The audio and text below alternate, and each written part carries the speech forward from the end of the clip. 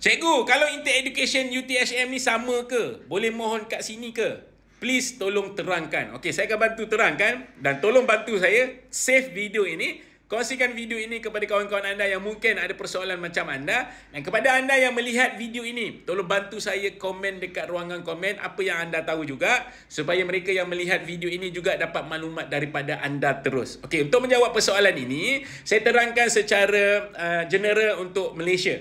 Dan di Malaysia ini ada dua tempat untuk anda mohon belajar. Satu dekat UPU, satu lagi dekat UP_TVET. Apa beza antara dua sistem ini, unit pengambilan ni? Untuk UPU adalah untuk Institut Pengajian Tinggi Awam.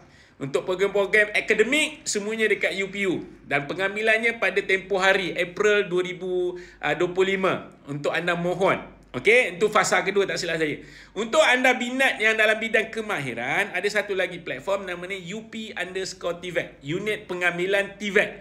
Untuk anda mohon program-program TVET. Dia ada dua kali intake, Januari 2025 dan juga Julai 2025. Tetapi sekiranya anda nak mohon program yang berkaitan dengan akademik, tak nak tunggu UPU, anda nak apply terus ke universiti tersebut, jawapannya boleh. Anda boleh cari terus ke college tersebut ataupun universiti tersebut.